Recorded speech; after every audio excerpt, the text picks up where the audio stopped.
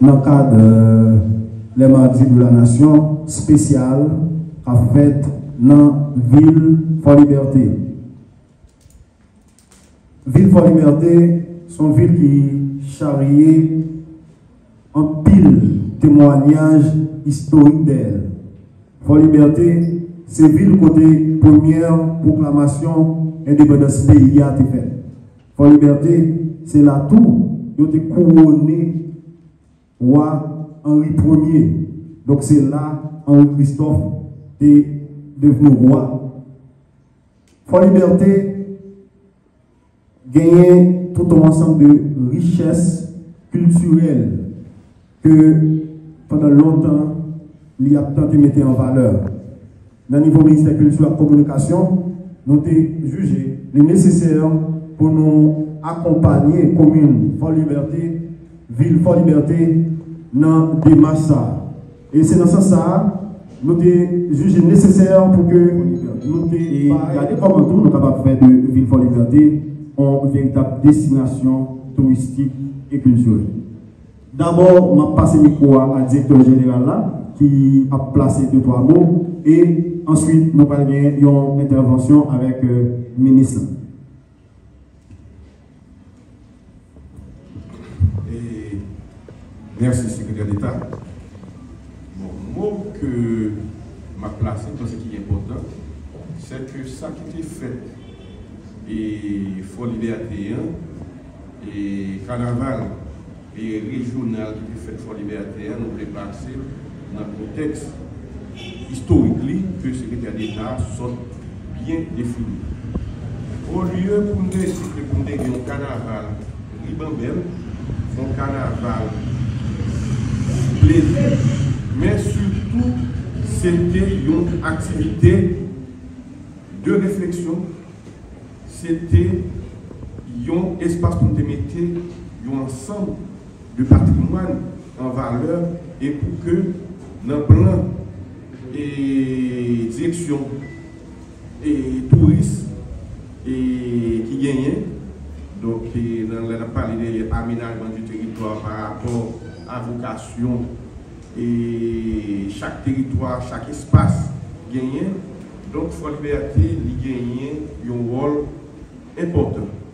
Nous croyons que c'était un moment opportun pour que nous puissions mettre Fort-Liberté en valeur.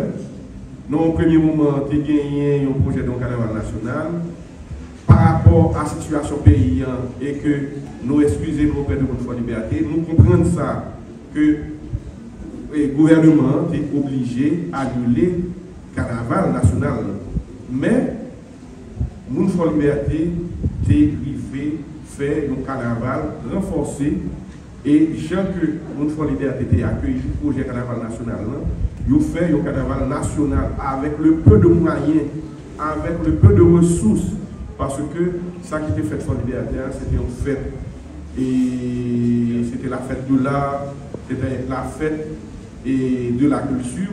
Et puis tout, nous voyons que gens que tradition, nous voyons que il y a un ensemble de revendications à travers le carnaval ça qui est réalisé. Et par exemple, nous voyons que comment nous exprimer ça, l'enchant allégorique, côté que nous terrain, la police nationale, il y a un hommage, il y a un char allégorique qui était démontré, qui était solidarisé avec le travail la police nationale a fait. Et puis gros hommage qui rend à Franck Etienne, c'est à travers carnaval, carnaval, que nous avons dit carnaval renforcé, que nous, Fort-Liberté fait. Et puis tout, nous avons utilisé et fait ça, qui était vraiment un moment de réflexion, un moment pour nous Fort-Liberté, tout ça que nous avons gagné, pour que, à travers fait ça, nous capables et nous devons tout ça et à travers ça nous devons tout ça qui était gagné dans Fort-Liberté pour que nous te rendons hommage et à Franck Etienne et que nous te regardons pour voir comment que les bagages durables qui t'a capté Fort-Liberté Et question durable, ça, qui est capable de prêter pour faire liberté. Nous avons quitté le ministre annoncé et pour que, à travers ça qui est fait là, nous avons c'est pas tout carnaval d'embauche, un carnaval taille-mandat, un carnaval plaisir que le pays, mais c'est une fête populaire pour que nous soyons capables de mettre for liberté, pour que nous soyons capables de mettre la région nord-est en valeur. Je vais passer le micro en bas, ministre.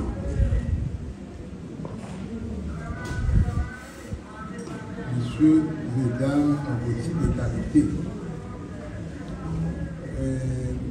nous allons faire une lecture du texte en français, après ça, la créole, et la poser toute question, la réponse que nous avons besoin.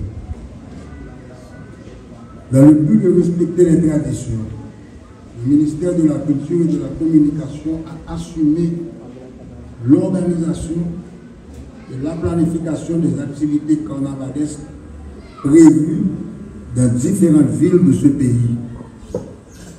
Le carnaval national devant être organisé dans la ville de Fort-Liberté sur demande de Fort-Liberté fut annulé, mais le ministère lui a apporté un accompagnement renforcé pour assurer le succès de cet événement et annoncer le programme d'amélioration des infrastructures existantes. Après le succès du carnaval de Fort-Liberté, le ministère planifie déjà la fête patronale prévue le 19 mars 2025. Le gouvernement a introduit un concept de prélude, c'est-à-dire nous servir de certains événements historiques, culturels, pour avancer le programme que le gouvernement a annoncé depuis le commencement.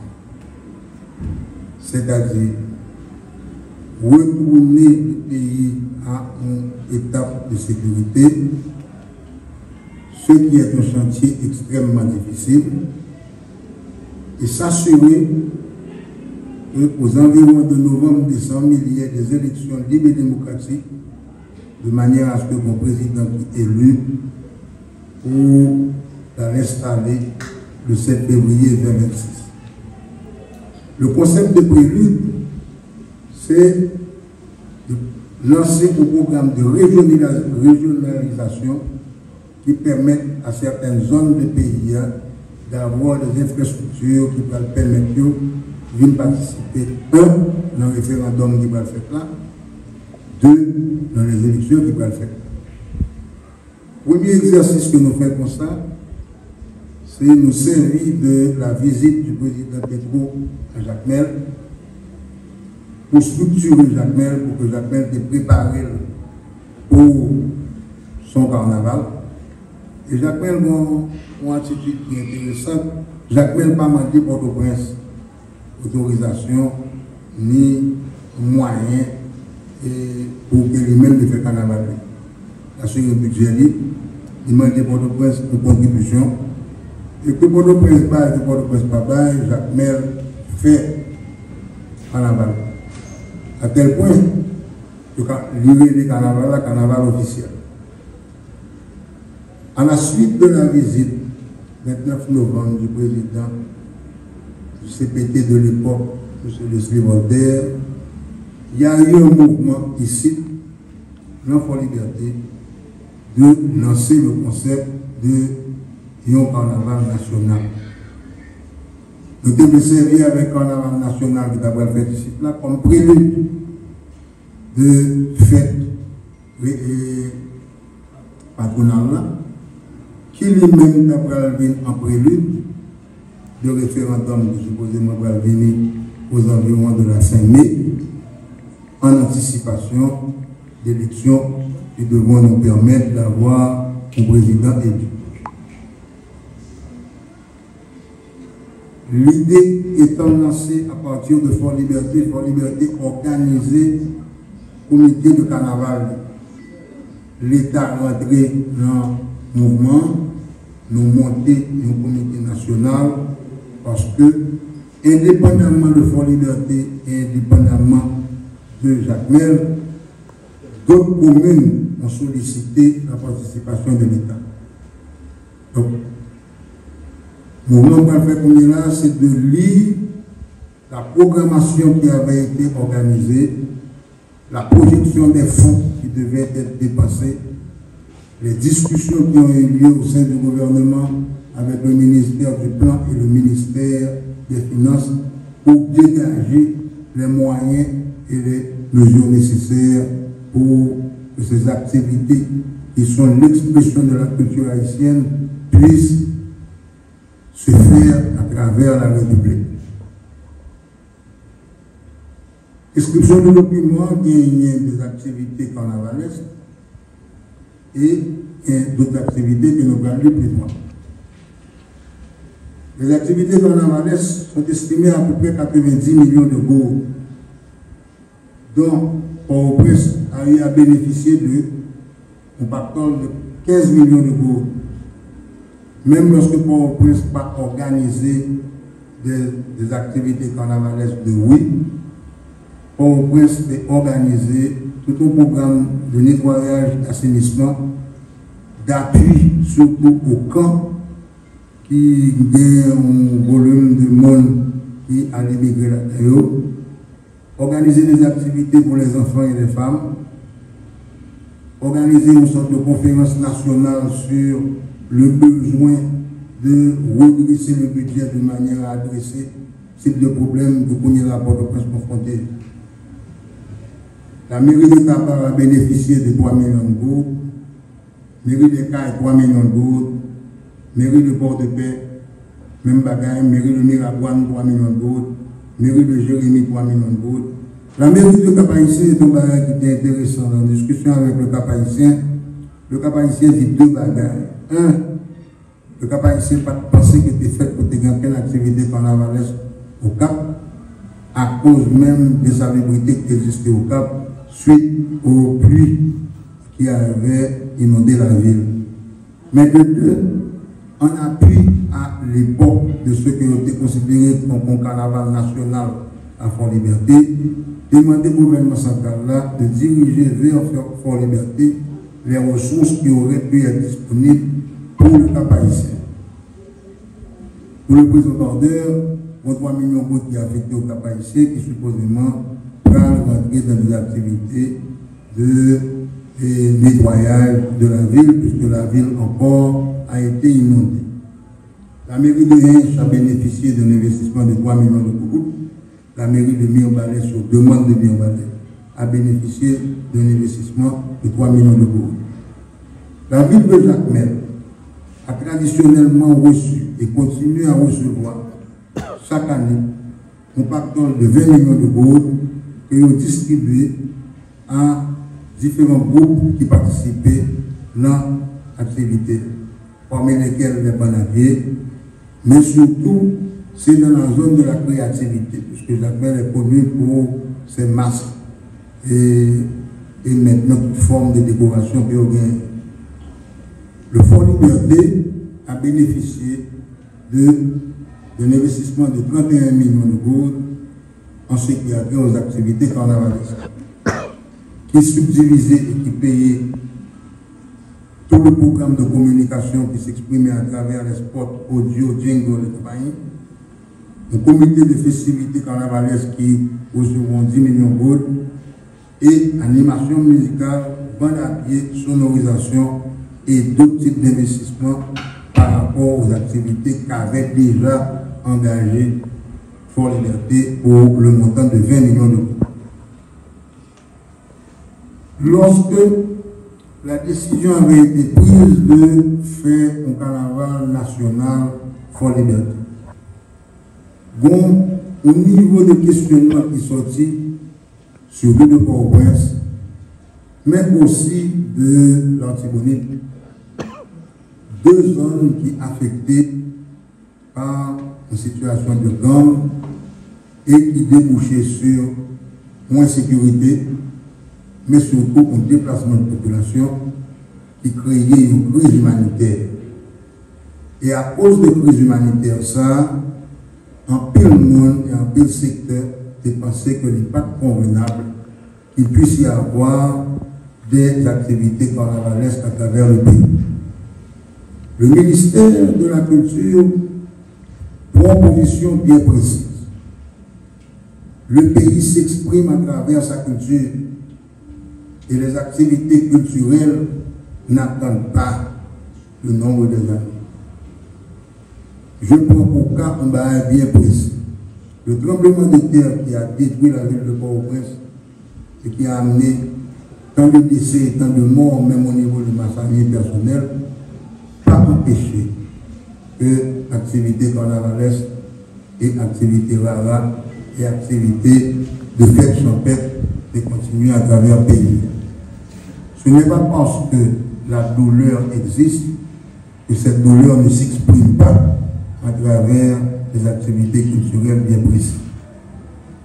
Maintenant, dans le concept de prélude, non seulement que nous camper le droit à la quête de bonheur de ce peuple haïtien, même dans des conditions extrêmement difficiles d'insécurité et de stabilité, nous pensons qu'il fallait se servir donc de cette activité comme prélude à maintenant permettre que la ville de Fort-Liberté soit capable de bénéficier de certaines infrastructures de base. C'est ainsi donc au niveau d'infrastructures directes amenées à Fort-Liberté, il y a un investissement de 20 millions d'euros. Dans ces 20 millions d'euros, on a introduit ici à Fort-Liberté une couverture numérique qui plaçait porte de jeu, assainissement de la ville à travers la mairie. Cet argent est en cours, il faut priver joigneux, mais de toute façon, c'est prévu. Construction d'un mémorial qui éventuellement va être fait dans Fort-Dauphin, essayant de rappeler à la population du monde que c'est ici, à Fort-Liberté, qu'est sorti le concept de liberté générale. Réhabilitation de la façade principale de la cathédrale, réhabilitation de la bibliothèque municipale et de la mairie de la ville.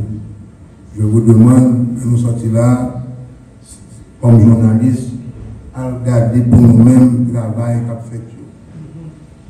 Mais au-delà de cet investissement en infrastructure directe de Fort-Liberté, l'ensemble de la région a bénéficié d'un investissement d'à peu près de 100 millions d'euros, la réhabilitation des routes principales et secondaires reliant la ville du Cap-Haïtien à la ville de Ouanamène.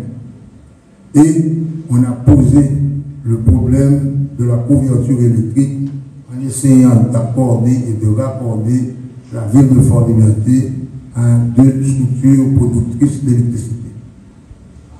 Cela représente pour nous l'effort de préparer non seulement la ville mais la région à leur participation dans le référendum et pour plus tard dans les élections qui vont se faire.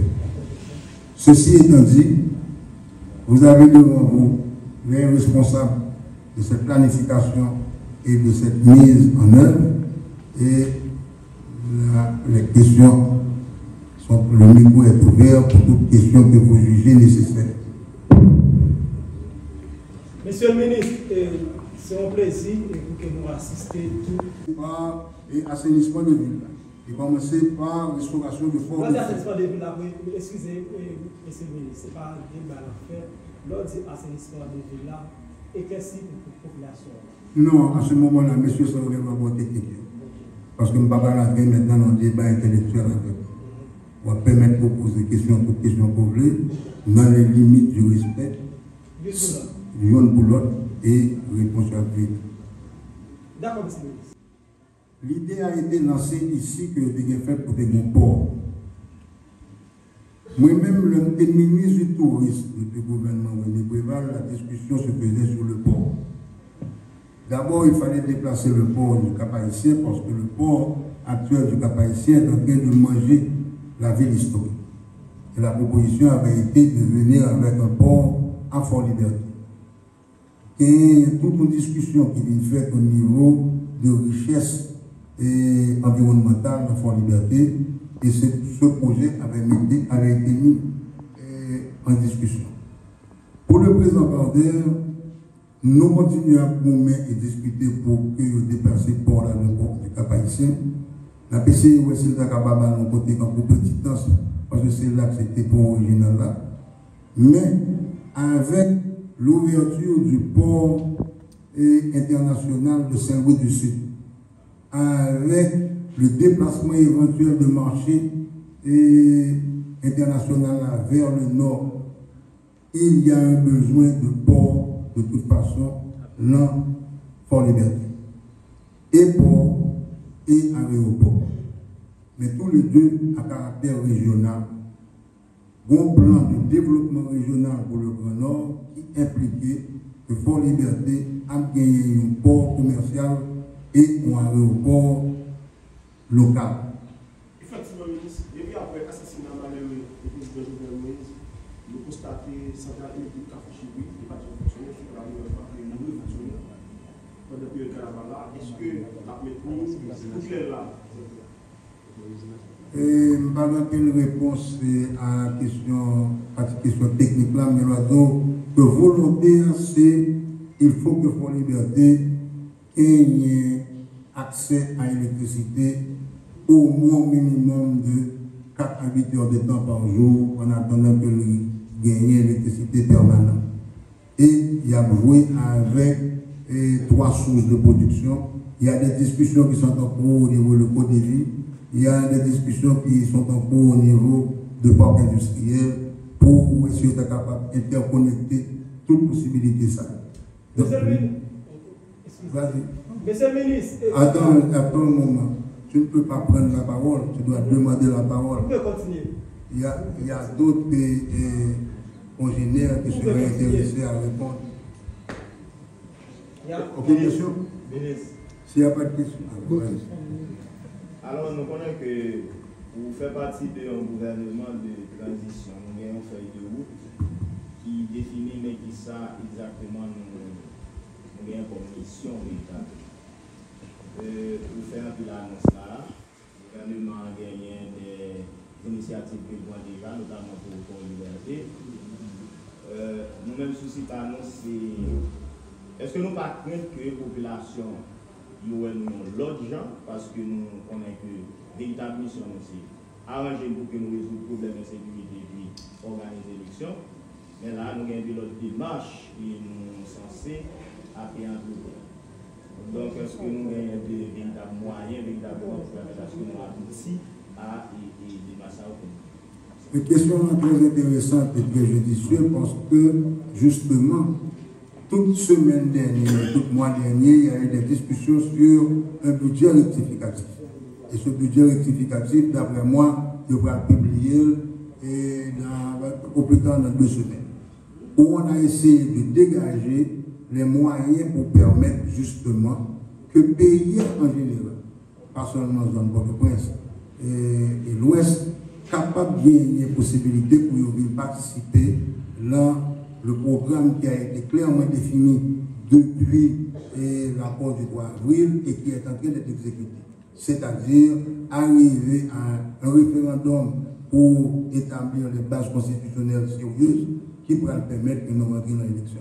Monsieur le ministre, sans vous cacher, je ne vais pas dire souci nous gagnons, par rapport à la déclaration de population.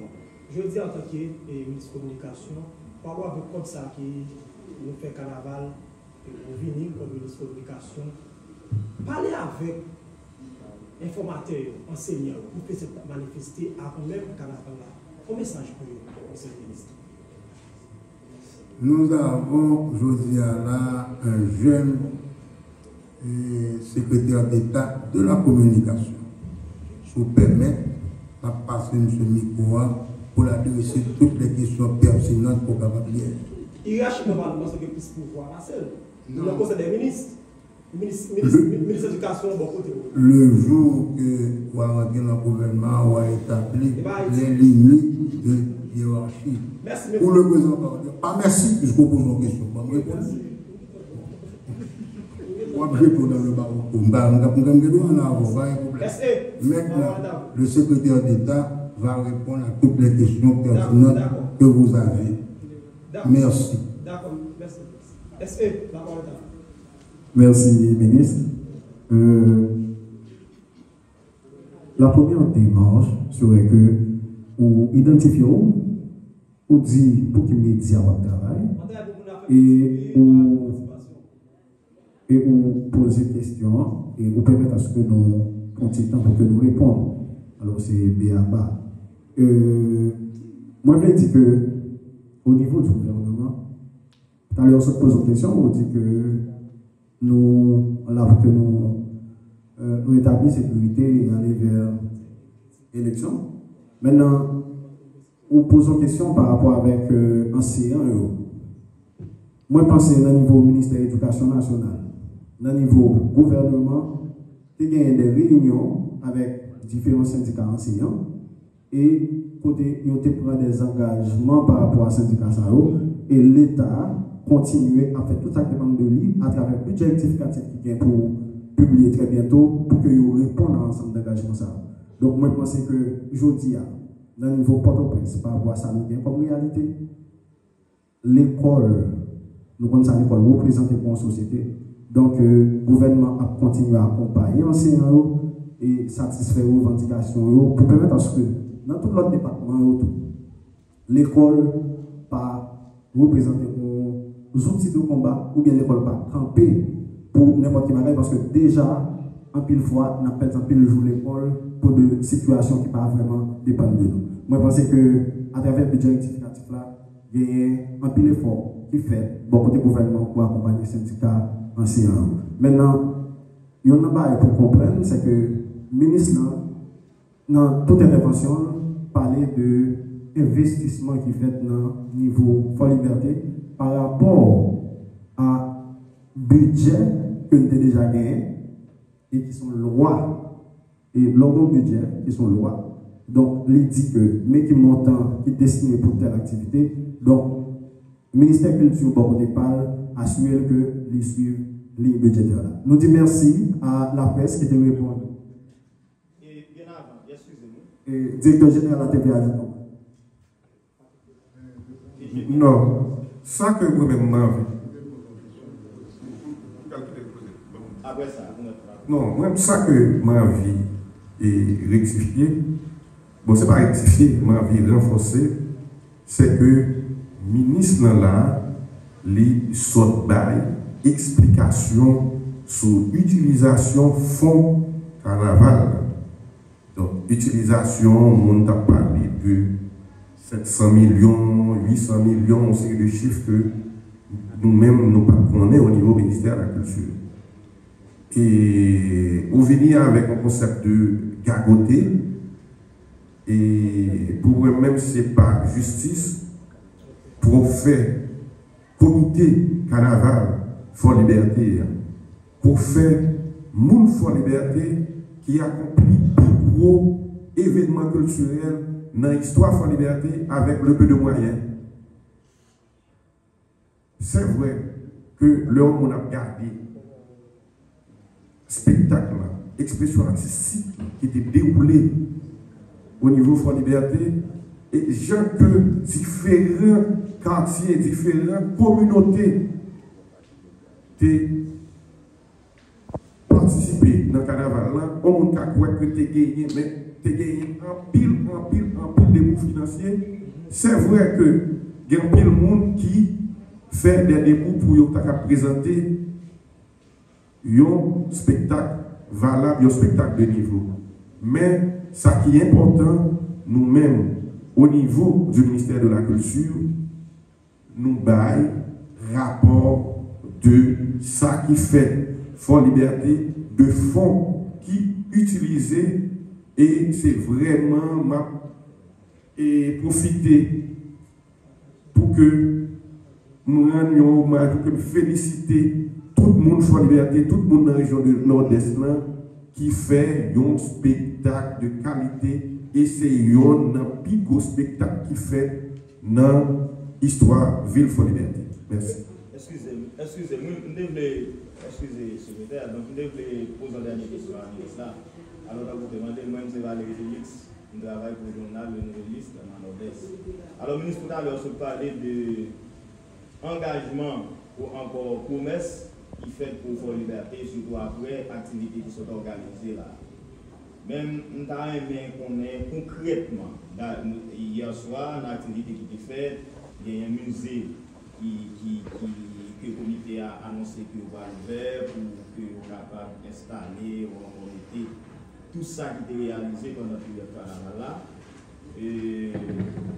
Nous avons aimé garder qui ça en termes de continuité, parce que nous-mêmes nous l'avons pour longtemps, donc nous pouvons aller. Mais qui ça le gouvernement qui va venir, t'as pas besoin, qui ça nous Fort Liberté, t'as pas gagné comme moyen pour que vous insister pour attirer le regard sur ça qui est en termes de valeur touristique, ça qui gagne comme potentiel. Question là extrêmement intéressante dans ce contexte bien précis. Et nous insister sur la question d'élection. On a insisté sur la notion que le peuple doit exprimer volonté. Mais cela signifie aussi que c'est le peuple qui a une responsabilité de choisir et le monde que le peuple veut représenter, mais surtout le programme que le monde veut représenter. Donc, en ce qui a trait à la continuité de l'État pour les activités après les élections, cela dépend autant de vous qui pourrez élu, que de l'État. Deuxième aspect de question, mon question qui est la continuité de l'État. Continuité de l'État assurée par deux éléments bien précis. Les budgets de la République. Budget à son loi, les lois à sortir pour ne pas dévier de lui. À moins que vous êtes là, vous faites un amendement à la loi. Donc, sous ce gouvernement, je présume que au moins pour gagner l'autre budget pour l'année 25-26 et à partir d'octobre. Et là-dedans, je vais inscrire tout élément de continuité en attendant que le prochain gouvernement monté à la suite des élections vienne lui-même avec un budget rectificatif qui prend un amendement en loi et qui lui-même va déterminer une série d'autres priorités. Mais les priorités fondamentales vont rester les mêmes, d'après moi. Monsieur le ministre, souvent, la parole toujours parler d'élection. Parmi ces ministres d'Éducation, je dis là, nous parlons pour faire élection avec dans ces exercices dans le pays. Ma proposition est une bagaille, puisque je suis supposé allons dans continuité de travail PAM, allons l'autre activité au Cap Haïtien, en attendant que nous rentrions sur Port-au-Prince. Ma proposition que nous fermons et conférence de presse là. Et que après ça maintenant, nous ouvrons un débat intellectuel entre nous par rapport à ça. Parce que moi-même, je ne suis pas autorisé par l'État à engager des réponses qui peuvent engager un gouvernement qui a une ligne précise qui est déjà déterminée. Qui est le gouvernement par rapport à tout ça que pour le mieux pour le gouvernement, c'est justement de répondre aux questions qui sont pour non activité. Merci. Et j'en disais tout à l'heure, nous remercions tous les journalistes qui ont fait le déplacement pour couvrir l'édition spéciale des Mardis de la Nation Sahara. Et continuer à suivre page ministère Culture et Communication et pour que nous soyons capables d'informer de tout ça, nous fait au niveau gouvernement. Merci et